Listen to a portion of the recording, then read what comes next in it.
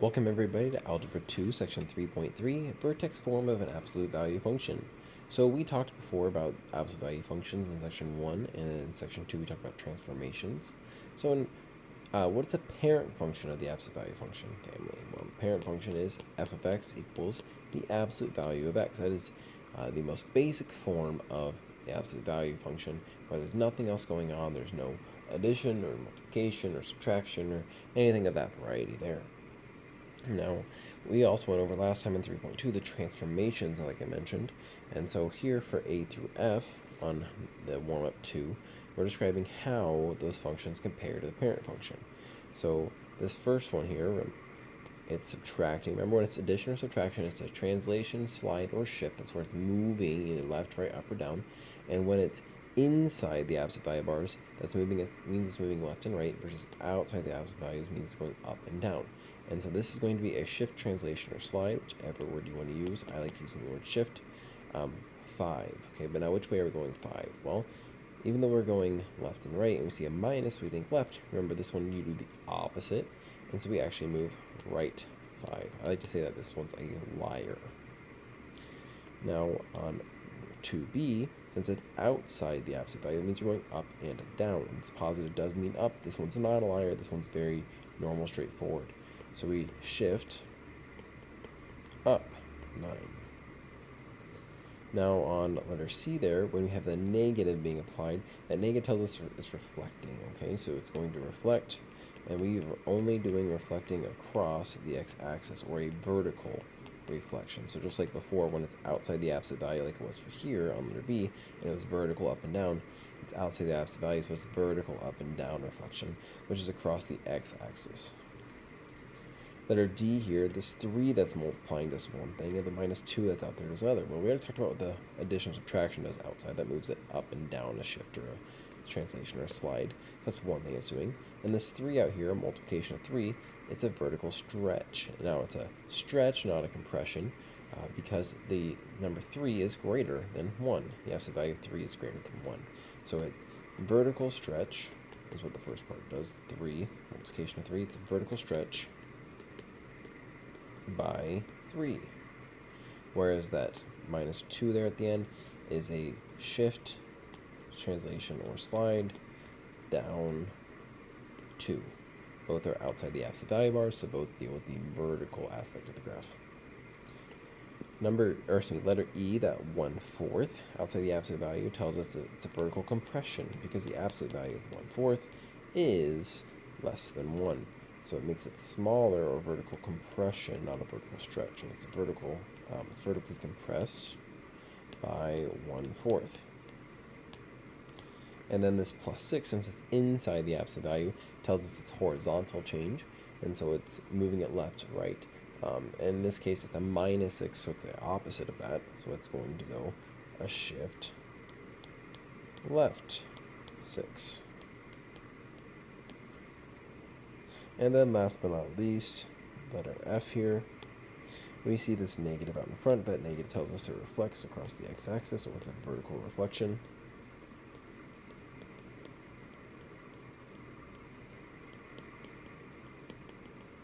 This +7 in here tells us it shifts 7 to the left because it's a liar. It's the opposite of what we see. And then this -2 is outside, so it does exactly what it says, and it's vertical, so it goes left 7 and down 2. And if you want to list those as 2 separate bullet points, shift left 7, bullet point, shift down 2, that's perfectly fine as well, of course. So that's a bit of a review from last class when we did 3.2.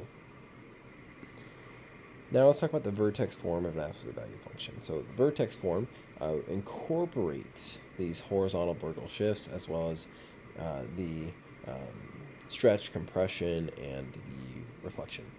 And so it's f of x equals a times the absolute value of x minus h plus k. Now, the a, h, and k might look a little bit familiar because that's actually describing those transformations. The a is describing the stretch compression, and if there's a negative, then it reflects as well. And then the H is describing the horizontal movement, H for horizontal. That's the translation, slide, or shift, left and right. And that's a liar. It's the opposite of what you see there. That's because it's a minus That's what makes it the y, or the opposite. And then this k is our vertical movement, okay? Now, our vertex is actually told by the horizontal and vertical shifts. So in a normal absolute value function, we said the parent function is the absolute value, f of x is equal to absolute value of x. And so the normal absolute value function has a vertex of 0, 0. Well, when an absolute value is in vertex form, like it is here, for example, the hk tell us where the vertex is moved. If this is telling us how much we're moving left and right, while this one's telling us how much we're moving up and down, then from 0, 0, that number is moved left and right and up and down that same amount. So if 0, 0 is moved 2 left and 5 up, then it's 2, 5 now. And so h, k, how much is moving left and right, is the vertex. H, k is an ordered pair, where that's the vertex. And we'll see this come into play on our examples that we'll practice. And then also here, a is the slope from on the right side, while negative a is going to be the slope on the left side of this absolute value inequality. And so what number we have multiplying outside the absolute value is going to be our slope of that side of the v, of that side of the vertex. And once again, we'll see this come into play. So we're going to look at a, h, and k to know how to graph these absolute value functions and not even have to use a table here. So we're going to give the vertex, so we're going to show what the vertex is, and then graph. So on 1, we're looking at h, k. And so this is h, this is k, and their a is out in front. Because remember, it follows the form f of x is equal to the a times the absolute value of x minus h plus k. We have h, k as our vertex, so it's 2, negative 4. Remember that this one's a liar, and it already has the minus sign here. Didn't even click that. It already has the minus sign here, so we just want the number after the minus sign, so we want the 2. But here, since it's a plus k, so we actually need to take the negative with it. So 2, negative 4 is our vertex, so 2 to the right, 4 down. And if we were to practice finding our vertex the same way we did before by setting the inside of the absolute value equal to 0 and solving, we'd get x to equal 2. Now that we know our vertex, we need more points. We find more points by using slope. And we know this absolute value is going to open up like this way instead of this way upside down because this is a positive. If there's a negative in front of the absolute value, that's where it's reflecting and opening upside down. And now since the a is secretly a 1 there, that means the slope is 1 or negative 1. So I'm going to have positive and negative 1 because depending on which side of the absolute value on. So on the right side, we said the slope is a, so that's positive 1. So we're going to go up 1, right 1, up 1, right 1, up 1, right 1, just forever and ever and ever, because this is technically 1 over 1. And that's this side of the v. Whereas on the left side of the v, I want to make my line a little bit straighter, but I'll take that for now, I'm going to go up and to the left, because it's going to be negative 1 over 1, or a downhill slope from left to right. And so I end up going up symmetrically through both sides of my v, and I guess I made one more point on my left and right, so I'll even that out there just so it looks more symmetrical now. And boom, I graphed my absolute value function. So if an absolute value function is in vertex form, which it is not always, unfortunately, then we could graph it quite a bit quicker without even having to make a table. You don't have to do as much math to find the vertex because it's just given from this form if we recognize that here it's the opposite of what we see here for the h for the x value and exactly what we see here for k as your y value. And then our slope is out here. And we do that on each side, knowing that it's opening up for the v because this is a positive number up here. Moving on to number 2 here, I encourage you to try to find the vertex and slope on your own. The vertex here would be negative 5 because the opposite of this is a negative 5, comma, what's secretly added out here? Plus 0. So negative 5 comma 0 is our vertex. The slope is whatever number's out here, whatever's being stretched or compressed by, in this case a positive 3. And so it is going to open up since this number's positive, like a normal v rather than upside down v. And it's going to be positive and negative 3 or 3 over 1, depending on which side of the v we're on. So when we're on the left side of the v, since it's going to open up, it's going to be a negative slope. So I'm going to go up 3 left 1, up 3 left 1, to make this go downhill from left to right. Whereas Going to the right, I'm going to go positive 3 because it's got to go uphill from left to right. Up 3, right 1, up 3, right 1. Graph that, and boom, I have my graph. Once again, we find the vertex based upon comparing it to the form f of x is equal to the absolute, or a times the absolute value of x minus h plus k, where this h comma k is negative 5 and 0, even though it looks like positive 5. But because it's a negative here, how that became a negative 5 is there's secretly x minus a negative 5. And those two negatives just became a positive. And there a was our slope here, what it's stretched by. Because our normal slope is 1 when we don't have any transformation there, or any stretching there. And so when it's stretched, that, or compressed, that becomes our slope. Number 3 here, once again, encourage you to try this one on your own. The vertex here would be negative 1 comma negative 2, the opposite of what you see with the x, and exactly what you see afterwards. So I'm going to go and graph that, negative 1 comma negative 2. And then I'm going to do my slope is this positive and negative version of this number. It is a positive 2, so it is going to open up rather than open upside down. And it's going to be a 2 or 2 over 1. So to the right, I'm going to go up 2 right 1. And to the left, I'm going to go up 2 left 1. Make as many points as you so choose. You could just make 1 each way if you want. You can make 2 like I did. You can make more if you want. Really, it's your preference. And we have a graph. Now, we're not asked to find the domain and range on these problems here, but we definitely could. For example, here the domain is all real numbers, or negative infinity to positive infinity, both parentheses. Whereas the range is y is greater than or equal to negative 2, because the lowest y value you get is negative 2, and it goes above that forever. Or the interval notation would be negative 2 comma infinity, with negative 2 being a bracket, and infinity being a parenthesis.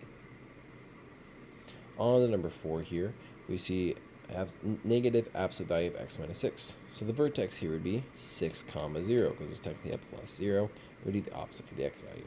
So I'm going to go and graph that here, and you might notice that, hey, this is a negative number here, okay? So while it doesn't necessarily affect the slope, it does affect the directions we're going. It doesn't affect the number of the slope, but it does affect how we use it. And so instead of opening right side up, like a normal v, it's going to open upside down some way. So my slope is still going to be that positive and negative version of this number, which is a negative 1. And put that over 1.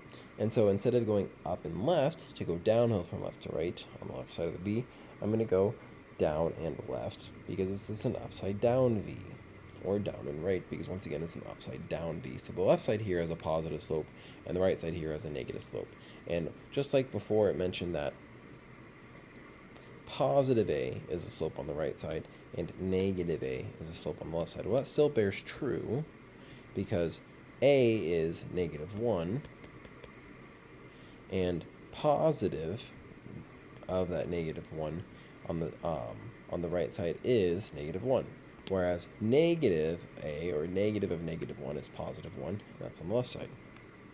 Now, something that might help some of us here is to identify your a, h, and k before you start. So a is equal to negative 1, h is equal to 6, and k is equal to 0. That might help some of us start this problem off. If you would so choose, you could definitely do that. So for example, on number 5, if I were to start by identifying a, h, and k, I'd say a is 2/3, h is negative 1, the opposite, and then k is negative 1. Noting that my vertex is h comma k, it'd be negative 1 comma negative 1. And my slope is positive negative a, with the normal version of a, whatever normal is, whether it's positive or negative 2/3, depending on this problem, being on the right side, and the negative or opposite version of it being on the left of the vertex. So I plot my vertex, and I make my slope. Knowing that this is a positive 2/3 in the equation, I'm going to go normal v rather than upside down v. So on the right will be a positive slope, so I'm going to go up to right 3. And I can go again if I'd so like. On the left, it's going to go downhill from left to right, so up to left 3, and up to left 3.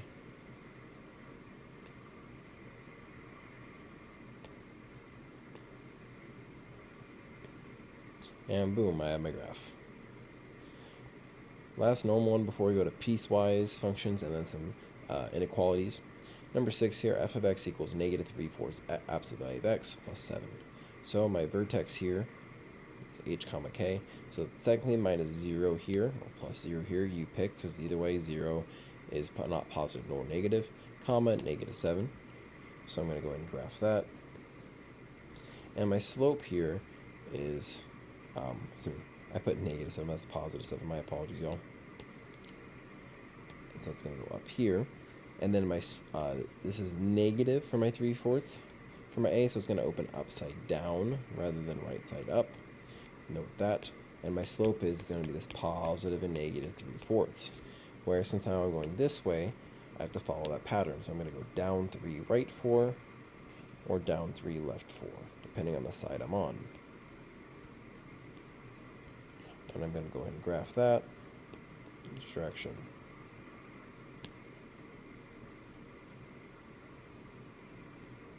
And boom, I have my graph. So when you have vertex form like we have on these 6 problems, it's really about identifying the different parts and then applying the slope. So now we're going to graph piecewise functions utilizing some of this information. So as we practice piecewise functions in section 2, I like to plug in this number into both parts of the piecewise function, or all parts of the piecewise function, to have an idea of what's going on at that cutoff here. So even though negative 4 technically doesn't get plugged in this top one, I'm still going to plug it in, and note that when I plug in negative 4, I get to the y value of negative 1 back. So I get negative 4 comma negative 1 there. And that's going to be an open circle because it's not actually part of this function, because it's only when it's less than negative 4. So I'm going to go to negative 4 comma negative 1, make an open circle for this one. And I know the slope is 2 because once again this is y equals mx plus b, just like it was a lot of times with our piecewise functions back in section 2.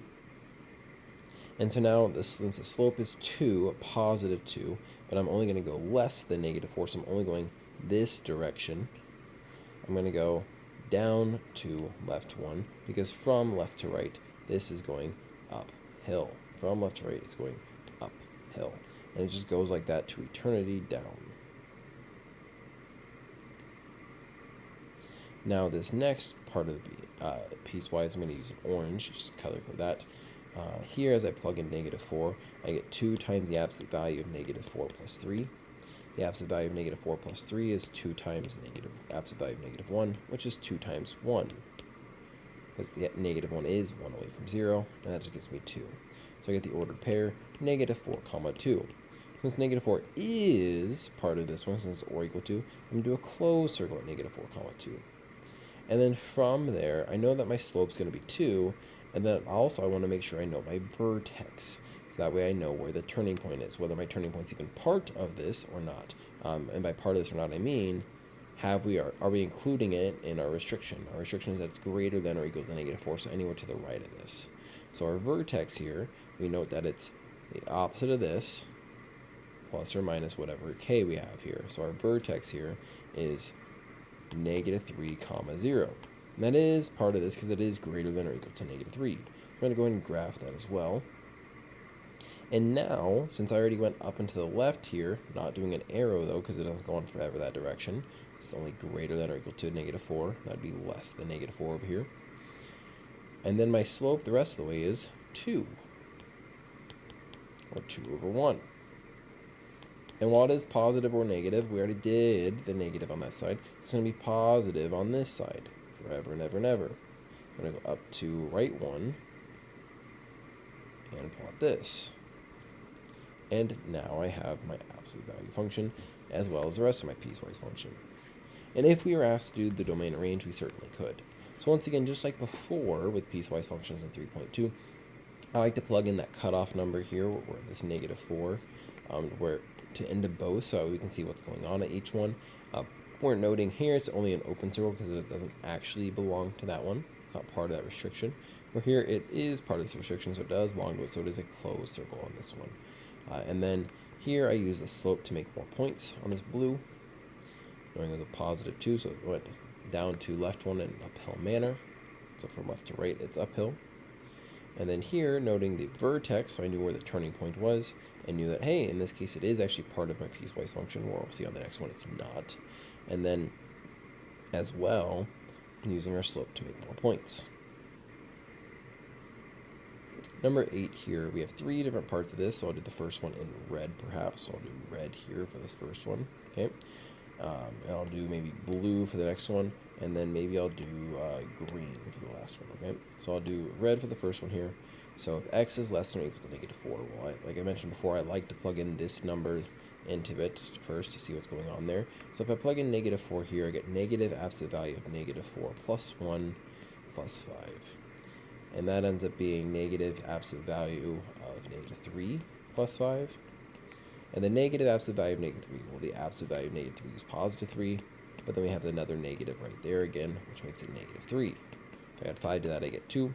So I get the ordered pair -4, 2.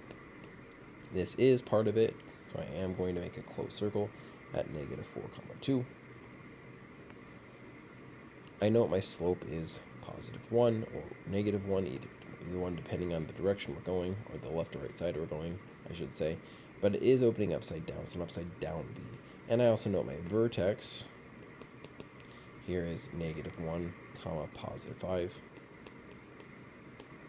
Which is not part of my restriction, because my restriction says it's going to the left or less than -4 or equal to it. So it's anywhere over here, whereas -1, 5 is over here, so not part of it.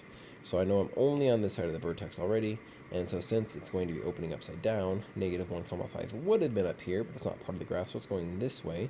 So I'm only doing this portion of it, knowing that my slope is a 1 or a -1.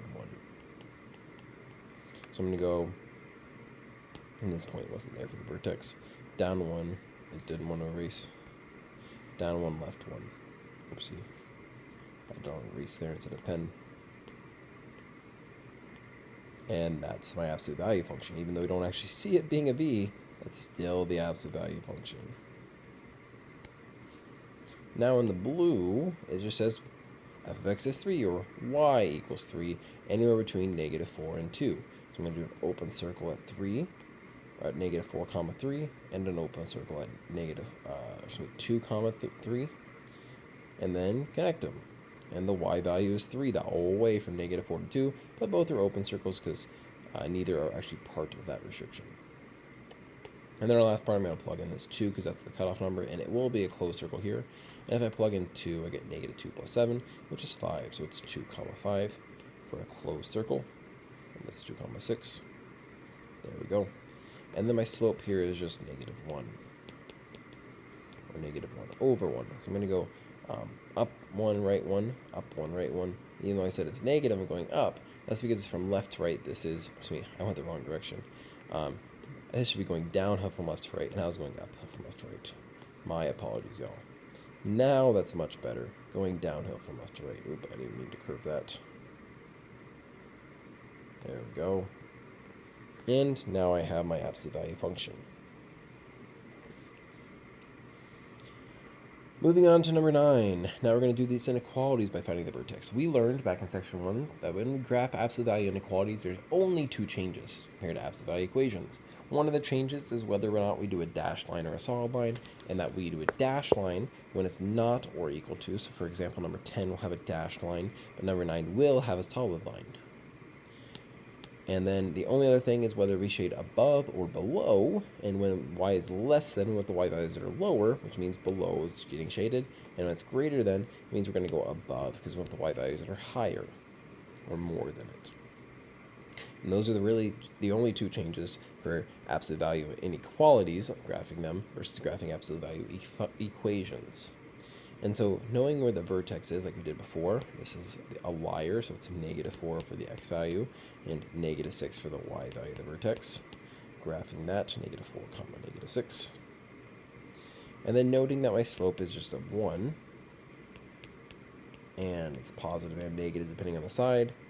Here it is a solid line because it's or equal to, so I'm just going to go up 1, right 1, or down 1, left 1, or up 1, left 1, up 1, right 1, or up 1, left 1, depending on the side. Connect them. And noting that we're going to be shading once again below, because these are the y values that are less than that. And I'm not going to be very sticklery about your shading, and maybe, making sure like, oh, it actually goes all the way up here, and so you need to shade all the way up here. But if you shade this on accident without realizing it, oh, I won't care at all, actually. So as long as you shade in general somewhere below, I'm happy with this. So once again, we just graphed it like we did normally, noted that it is a solid line since it's or equal to, and then shaded accordingly that it's below since y is less than or equal to all that. Number 10, very similarly, we note the vertex is positive 5, 4, because this, once again, the x is with the number with x is a liar.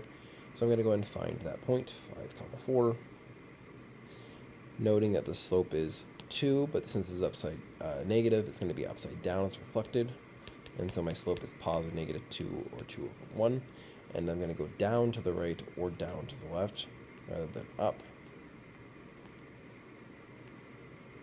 And noting that this is a dashed line, not a solid line, because it's not or equal to.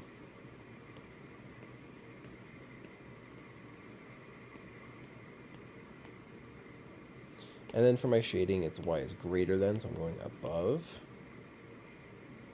And that wraps up the problem, which wraps up section 3.3 of Algebra 2.